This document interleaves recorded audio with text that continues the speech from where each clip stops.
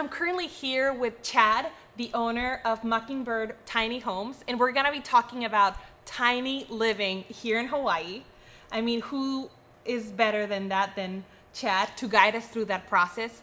I have collected a lot of the questions that were posted on the group. The name of the Facebook group, for your future reference, it's I Am Moving to the Big Island of Hawaii. Feel free to join. It's free, and we are sharing a lot of tips and a lot of information for people that are moving to the Big Island of Hawaii. But without further ado, we're gonna dive right in, and we're gonna be talking about all things tiny living. So 20 questions. Let's go. You guys brought a lot of questions. So we have a big list because this is a very popular topic, and a lot of people that are on the mainland, they look at Hawaii. And yes, there's some areas that are more expensive for people that are living on the mainland. And, they say, how can I make the move to Hawaii in a more inexpensive? Go to Chad. That's when we get the phone call. Yes. Yes. So the thing to think about there, I think that's most important, and you'll hear this throughout most of our conversation today, is where are you going to park it? So, if people that are coming home that have, auntie has some land, I got a place to park, now we can start talking. But people that are just moving here for the first time, that's the big thing that you need to think about well in advance of preparing or designing your tiny home. That is golden advice, guys, because we do encounter, he builds tiny homes, I do real estate for a living, and we have those conversations with people to where... Every day. And we love it. We love helping people fine-tune their needs. But I feel that there's this perception that is so easy and so super, super affordable. And, tiny living comes at a cost, right? It's not free, right? So we're going to be talking about all that.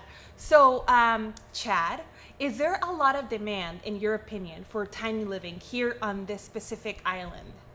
Yeah, absolutely. I think here in the county of Hawaii, we're seeing quite a bit of demand. In fact, we're booked almost a year out for our builds, and we build 2 at a time. So those ones are all staying here. But I have been starting to receive some inquiries from the other islands. To ship out, yeah. And we've done some shipping research. Between $4,000 and $6,000, depending on the size of your home, is what it would cost inter-island to ship it. Nice. So here in Hawaii, or here on Hawaii Island, it's been quite a bit of demand, and the demand seems to keep continuing. Yeah, and we're seeing some stuff elsewhere as well. Even mainland people have asked, and I'm like, you guys, listen. As much as I would love to build a house for you, it's gonna be like $12,000 to ship it. Yeah. Like, here are some reputable builders on the mainland. Contact them. Because they want a piece of Hawaii, yeah. probably. It's crazy, but that's what they do. And the other thing is, we do in our building structure, we do things differently because we're here in Hawaii. Exactly. Right. We build the home to withstand the Hawaii elements. But you put a snow load on these roofs, and they're not made for that. So. Nope. It's every climate's different, so and we take that into account when we're designing the home with the homeowner. This is another golden tip, guys. Yeah. Because if you are looking to get your tiny home up on the mainland, they're not familiar with our type of weather. Absolutely. Right? And for the protection that the tiny home needs. And so that's where Chad's expertise comes into the table. And back again, all the way full circle, and we'll probably say this like 8 times today, to where is your land and do you have a place to park it? Because if you don't know this, here on Hawaii Island, we have weather, that every different type of weather all over the island. So where you're going to park it, it changes some things on how we're going to build it.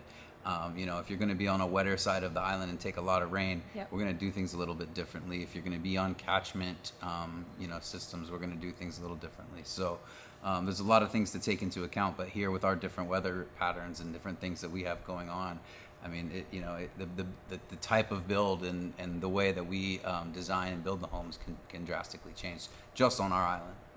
Yeah.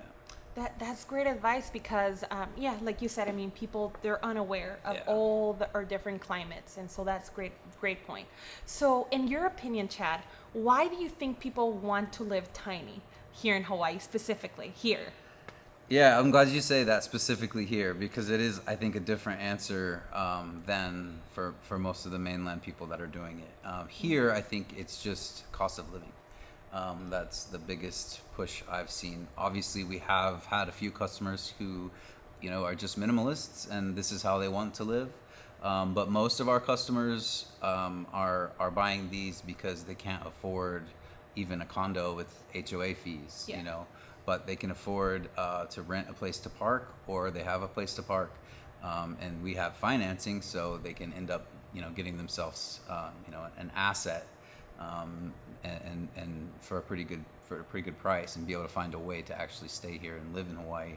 The big thing here, you want to come and enjoy Hawaii, but you need 3 jobs to pay your bills. Yeah. So it's kind of, that's where we can kind of fill a void there, is bring some affordable housing, where we can have more and more teachers or different people that are willing to come to Hawaii, because they'll actually be able to afford to live here for a little while. And as the things grow, or as you pay off your asset and sell it, now you have a down payment for a home, and you can work your way through life that way.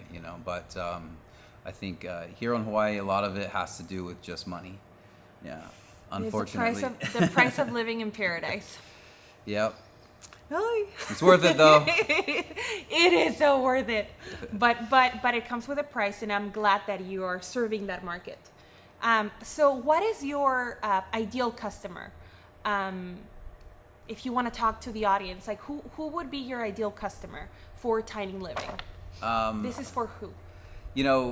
It's such a tough question to answer, because we love the difference and the design aspects that we do, because all of our homes are custom, and so each customer is different, and their wants and needs shift and change, and we build out a place that fulfills all of that. And so to me, the next one is always the fun one, and the ideal customer. To answer that with the cliche, the ideal customer is the next customer.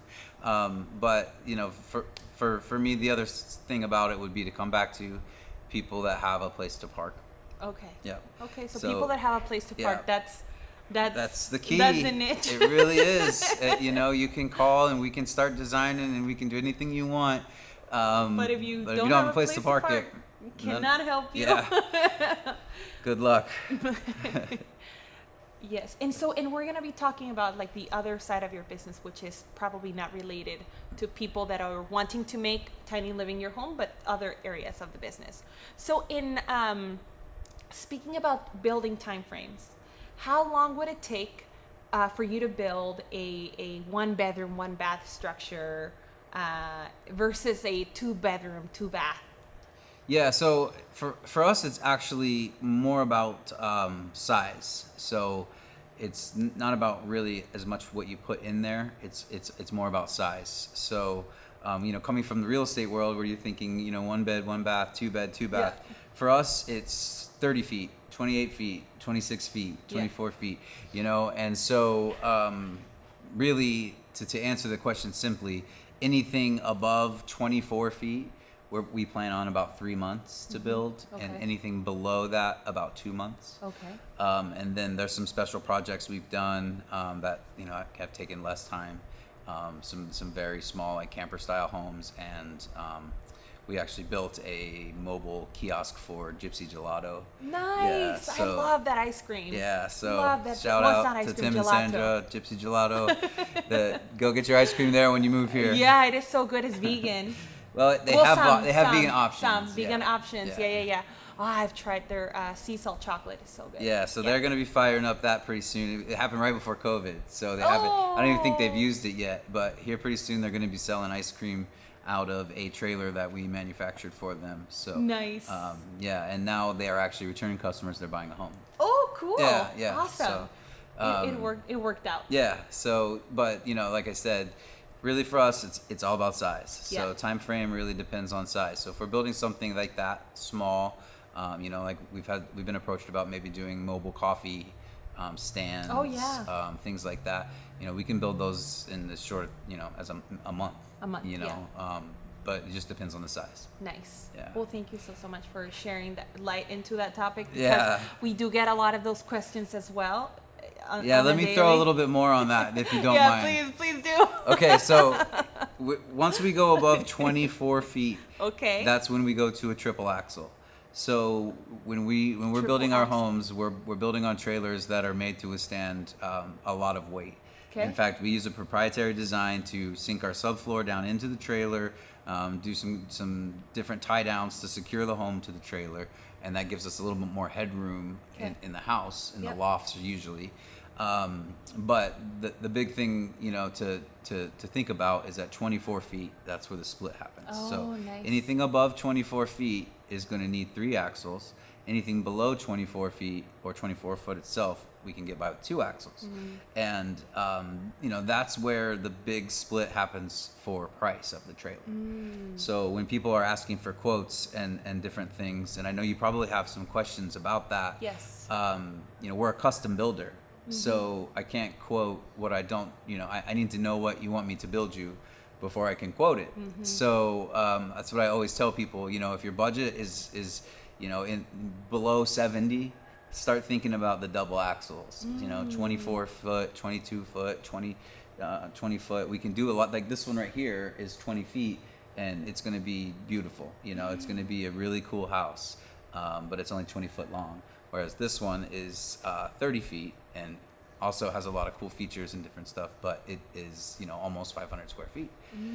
So it's all about length and axles. And, axles are expensive, so adding an extra one is just gonna and more steel is just gonna up the cost of your foundation.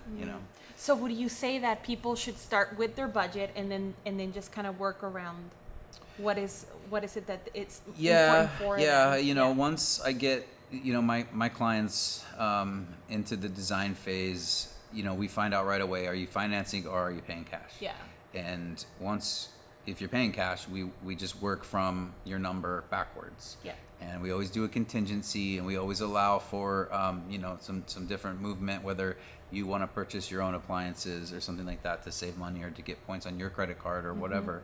That's all right with us. You can deliver your appliances to us, and that will come off your tab at the end and different things like that. So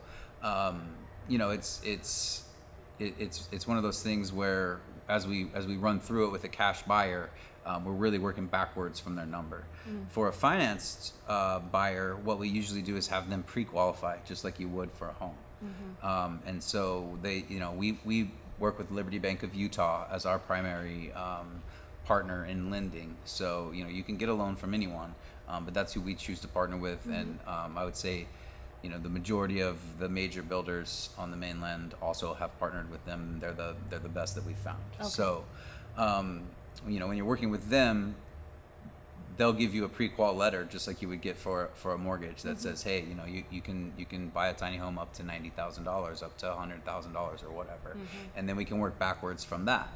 That is awesome. Yeah, and so that's where we really get to the pricing. Exactly, and that's how you make it attainable for people that think that perhaps tiny structures you can only buy them cash. Yeah. So this is where the creative financing comes in. Yeah, and it is creative financing, and it's they're one of the few lenders that are actually using the tiny home as collateral, so therefore you can get a decent loan on it. Most people that have gotten loans for these, and in fact I think we built the first financed tiny home in the state of Hawaii, but it was a personal loan.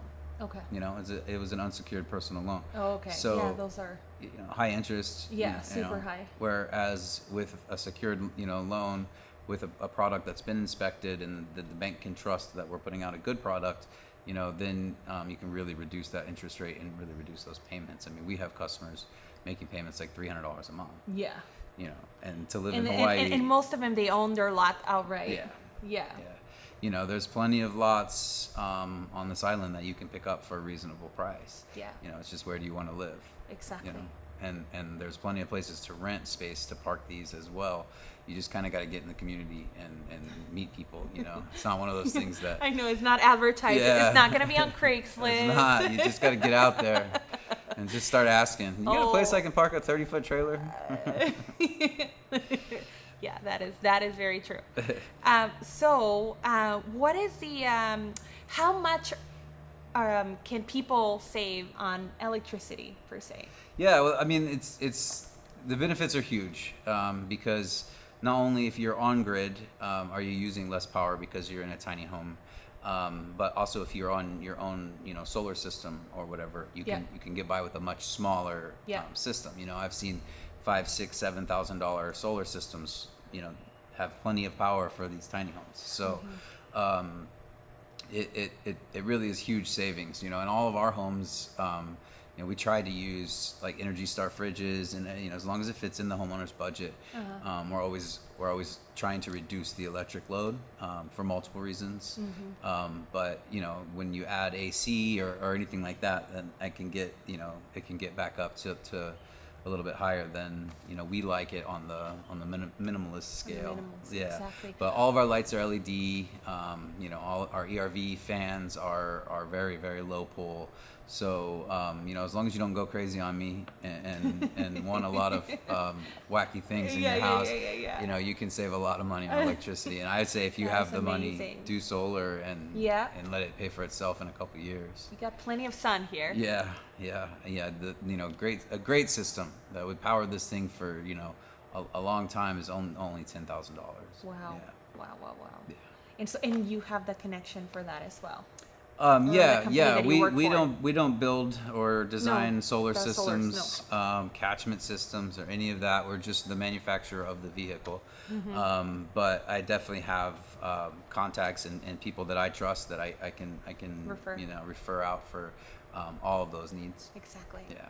So now speaking about mobility, how do we move them? How do we move the tiny homes from one place to another? So you really do need to think about what you're using it for. And we found that here in Hawaii, most people aren't moving them. They're moving them to the location, and then they're staying there for a long time. Yeah. And then they might be moved down the road, but it's only going to be a couple moves, and those guys can get away with building these 30 footers, 28 footers. Yeah. Those are the type that obviously can be moved pretty easily still, but you don't want to have to do it every weekend. Whereas this one behind me, this one can probably be towed. I would say probably could be towed by like a normal F-150 type of truck. This one's going to be really light. Okay. Where in comparison to some of the other ones we've done. In order for them to be moved to another place, do they have to be registered with the DMV? Yeah. In fact, that's the legality of living tiny here in Hawaii. Is currently it's viewed as a motor vehicle. It's viewed as an RV. So our homes come with a VIN, with a certificate of origin, with a weight stamp. So then you can take all of that to the safety check and get a safety check, and then you can take all that to the DMV and pay for your tags, and then you're good to go. Okay, perfect. And the bank requires that on the finance side, because that's how you get a title. That is great to know, because not a whole lot of people know that if you just need to move it from one lot to another, even if it's close by, you have to register with the DMV just so that you're in the clear. If you're going to be on any public roads, you should have a license plate. You should have it. Yeah. And like I said, we only provide the certificate of origin. So we provide here, we built this for you. Yeah. It's go like your register. deed, Your deed. You need to go register it. Yeah. And that's when it becomes, you get an official title like you would have for a car. Exactly. Yeah. So now speaking about, things and legalities of the tiny homes, can you walk us through the permitting process? How will that look like? As of right now, there are no permitting processes for the tiny homes because they're treated as an RV. What we've chosen to do is partner with the National Office of Alternative Housing. Okay. So we get all of our permits. They're really just inspections done by them. And as we go through the build process, they're inspecting our work. And then when we're done, they give us a seal for our trailer. And they give the person who purchased it, a buyback guarantee and a little folder of all the pictures and different things of the build, and as it was being done and how it was being inspected and stuff. There's good and bad to that. Obviously it's expensive, and we have to adhere to a lot of code that is built for the nation, Yep. and not just Hawaii. And not just Hawaii. Where we could do things a little bit differently here, but all in all, we still respect that, because it's a set building code for tiny homes, and I think that's the next step of where this needs to go. There needs to be real building codes for these and that type of stuff, and we can actually see permits for them. But as of right now, there are no permits. You own land, private property. You don't have any HOAs against recreational vehicles. You can park your RV on your land anywhere. Yeah. Exactly. Yeah. Because that is a big question that we get often. Yeah. And also to touch on that, what is the warranty that you guys provide on the tiny structures? Yeah, so we only do a 30-day. It's 30 days, no questions asked. We come out for 30 days, okay. And make sure everything's running properly. We often have little issues in transport and stuff. The first time especially, it's bumpy, and it's been sitting in a nice shop for all 3 shiny months. And pretty. Yeah, so we always try to tighten that stuff up when we deliver, but it happens. And you guys deliver to the places, or people have to come and pick them up? Well, we deliver some. Okay. It's a different charge. It's a different company. But most of our homes are too large for us to deliver. Okay. So we have, delivery partners that the Nice. client would pay to have the home delivered. But then we're there when it gets there.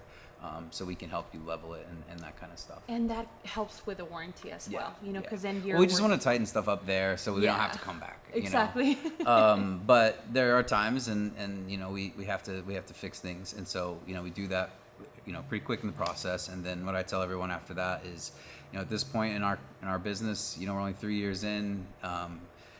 There hasn't been anyone that hasn't had an issue that I haven't been able to resolve. Exactly. We don't have a extended warranty or anything like that at the moment.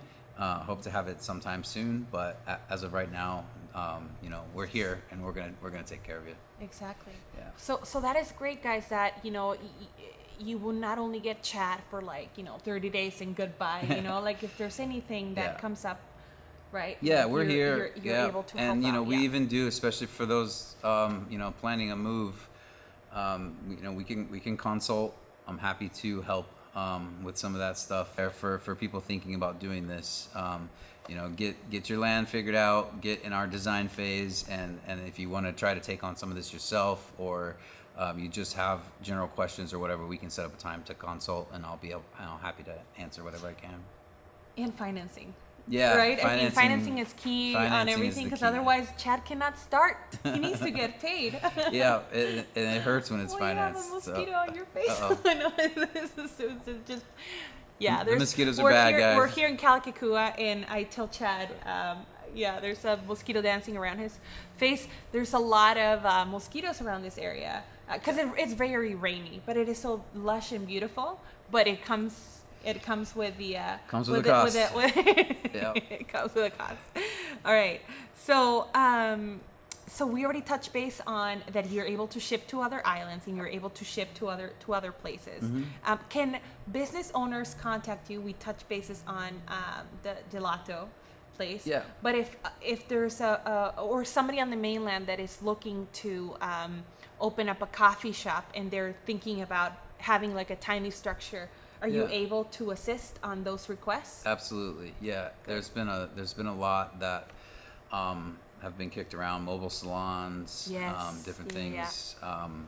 The most recent one, if any of you want to do this, I really want to do this, is to take a school bus and turn it into a walk-through burrito, a walk-through burrito? Like like a walk-through burrito, like a Chipotle. Yeah, so you enter the front steps of the school bus, and you walk down, and you pick everything you want in your burrito. Yeah, like a Subway. And then you exit out the emergency exit out the back. Yes. Yeah. So you can do it like local style, like offer loco moco options. That would be awesome. So if any of you want to do that, call me. I really want to do that. Oh my goodness. I think it would look really cool. That is crazy. Yeah. That's a great idea. So there you have it, guys. New business plan. are you able to assist on excavation, cashman tanks, or septic tanks? No, we are very busy here in our shop, Yes. so we actually don't assist with any of that stuff. We have a lot of contacts in different areas of the island for those different resources, and we try to give you the best direction we can. One of the things I will say, we do a lot of shed style roofs, which is just one pitch. And that's because a lot of people here in Hawaii live on catchment. So Yeah. in that case, you only need to run one gutter. You don't have to have gutters on both sides. So if any of you are following us on Instagram and wondering why we only do shed style roofs, that's why. That's the reason. I'm happy to do a different style. It's just smart to do it if you're going to be on catchment. So. Exactly, and the majority of your customers do have catchment water almost system. all of them. Yeah, there's only a few on county water. Exactly, yeah, very few. Yeah. I bet. So let's talk about locations. Of course, there are locations here on the island that have very laid back CCNRs. Yeah. One of them being Mountain View, Ocean View, Fern Acres. Which one, what other one will you throw into the mix? Ocean View, the other side. What's that? Ocean View, the other side. Yeah. We got one down there. It's awesome. It's right next to the ocean. Yeah. I mean, Miloli'i is another place. Pahoa. Yeah. There's a lot of places that you can get away with whatever you want when it comes to building. Because the CCNRs are more laid back. Yeah. They're not as strict as other subdivisions. Yeah, and if you're looking around Kona or Waikoloa, that's when you got to start thinking about is it going to be possible to actually live tiny? Exactly. Because especially in it's Kona, tough. it's very, very challenging and tough. Yeah. And like you said, you have to find those places, right, or those people that are willing to let you park your structure, but that's very, very challenging. I mean, you're there's better a lot of off space. just getting your land, your lot, and just parking it and doing. Yeah, and for those of you that are really thinking about Kona, South Kona, Kalakekua, it's beautiful and a lot cheaper. So come down a few miles down south and you save some money and get a lot down here, and you can probably put your tiny house on it down here. Exactly. So it's not too far from Kailua. So. Yeah. So now, is there anything else that you would like to add to this conversation? Of course, we touched on the warranty of the homes, what it takes for you to build, the timelines, the pricing, who is your customer. But is there anything else that you think that we left out for people to have a better understanding on how this works? Of course, the financing. I mean, that was a big one. I can just run you through like the basic process for everyone that is actually considering doing this. Here we are again, land, location, right? So obviously start there. After that, give us a call, and you can enter what we call our design phase, and that's a $500 charge, and then we start working with you on design. We start in 2D, and we're picking a layout. We're saying here's where we're going to put the things that you need, the sizes you want. People can get a 20-inch stove instead of a 30-inch stove. These type of things, and some people they want their kitchen to be just like their normal kitchen, and that's fine too. It's what's important to you. But we do all that in 2D. We kind of create a layout, decide on lofts, different things like that. Once the 2D layout is done, we then transfer that to 3D, and we move windows and doors around and kind of make sure you're happy with the way the house is going to look. And at that point, we can talk about finishes, countertops, fixtures, all these other things that are going to go into the home. And at that point, I can give you an actual price on the home. Right, so that once I know what I'm going to be building, I can give you a price. So at that point, you've done your due diligence, you've invested $500 to design a tiny home, and you know how much it's going to cost. And then you can start thinking about how you want to tackle that, whether that be financing, or cash, or like I said, you can get loans from other places. I know Lightstream, I think, is an online lender that does tiny home loans and different things. So there's options out there. We personally think our partner's the best, but that's why we're partnered with them. So we can figure out the financing part, or if you're going to pay cash. And once we have that information and you give us a deposit, that's when you get put on our build schedule. So Nice. as it sits right now, we're booked almost a year out. We're booked until August, and all of those customers have already placed a deposit. So that's how you get on our build schedule, is by placing a deposit. So I have a lot of dreamers that want to build homes. And They're not there yet. we've even been able to design a few for them, and really kind of anticipate that they're gonna be ready to build, but they're not, because they can't make that deposit or get financing. So it's just like buying a full size home. You got to Right, just do the process. So land, design, and financing. Exactly. Yep. Exactly. That's how it works. And for most people that are watching this, if you're looking at the most affordable lots, like the 1 acres that are running anywhere from $10,000 to $30,000, $40,000. Most of them, they prefer cash. So just kind of be ready for that expense. And then of course, Chad, that has multiple options to where, it's not only cash, but you're able to get financing for and the I structure. think a lot of times on those lots that are less expensive, you need to anticipate the cost of solar and catchment as well. That too. When you're planning that process out, because those lots usually don't have access. Exactly. So, That's true. You need to set aside a certain amount for solar, set aside a solar. certain amount for catchment, buy the lot, and then have a deposit for the tiny home. And then call Chad. And I don't want to turn away any callers, but we get a but lot that is, of but calls. that is actually the process. That is the ultimate process. Get the land, get the things settled for your electricity and your water. Get all that figured out. And then have your beautiful custom built tiny home. And by although Chad. we can get these on somewhat uneven surfaces, we can get them level and comfortable. It's also really nice if you pour us a nice concrete pad or level out a nice area on your lot. Oh, let's talk about that. Yeah. Let's talk about this for a minute, because most of the lots, as you know, they come uncleared. Yeah. They just have ohia trees, or they have massive amounts of just forest, right? So it can be really bad. So how do you handle those? Do you have somebody that you use?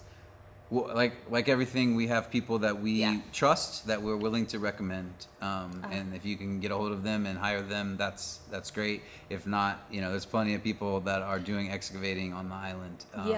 So, I'll give you some names and numbers, and if those guys are busy, then, just then Google it. Then you move on to the next. Yeah, but there's tons of people doing that work around here right now, because moving here is so popular. So, but yeah, it really depends on what you buy, and some of you might be looking at doing some sight unseen stuff. Yeah. And so, you really need to partner with someone you trust to, go look at that lot, tell you how much, it's going to cost to excavate it or do whatever needs to be done to fit, your needs, whatever it's going to be. I tell people all the time, it's smart to clear more than just the minimal. You're living in a tiny house. You're going to want to spend a lot of time outside. That's the idea. We live outside in Hawaii. So tiny house is great, beautiful, and comfortable when it's bad weather or when you're sleeping, when you're cooking. But the rest of the time you're going to be outside. So clear yourself a nice pad, Not like the bare minimum, just like where the house is going to be sitting at. Build a lanai, have some out. fun with this. Don't just try to do it on the cheapest way possible. That is great advice. That is great advice. I think that not a whole lot of people think out that far out. Yeah. They see the lot from the mainland and they picture, their home in all this like forest environment, and you're right. I mean, there's a lot to think about. They should clear out more space so that they can enjoy the lot. We go over a lot of that in the design phase. Yeah. Because we're asking questions about the lot, and if they haven't seen it and different things, that's when we start to figure out, okay, we need to make sure these people, understand that they need to probably have this excavated and those type of things. So exactly. We sort through a lot of that in the design phase, especially, people might need composting toilets, all kinds of different things that we need to know how the land's structured in order to build the house properly. So. Exactly. Well, guys, there you have it. I mean, if I think this is the ultimate guide on getting a tiny home here in Hawaii. Yeah. I mean, if you want to reach out and have some other questions, I'll try my best. But this is pretty comprehensive. It is pretty comprehensive. Yeah. I think you now have a lot of tools. So easy peasy. If you need lots, call me. And if you need a tiny home, call Chad. Yep, yeah. We're at mockingbirdtinyhomes.com. Check us out on Instagram at mockingbirdtinyhomes. And it's been great. Thanks for bringing the video here so we can educate some people and see if we can get some more people in tiny homes. Exactly. That's the goal. That is the goal, guys. Well, thank you so much for watching. I really appreciate you. And you heard it. If you have any questions, contact Chad. I'm going to be linking all his information on the comment box below, so you guys can. And we'll send you some videos and pics and stuff too that you can put in there so that they can see some more done homes, because right now under construction pretty hard. So. Exactly. Yeah. So. Well, thank you so much for taking your time to educate people that are very interested in doing tiny home living. And aloha. Yeah, aloha.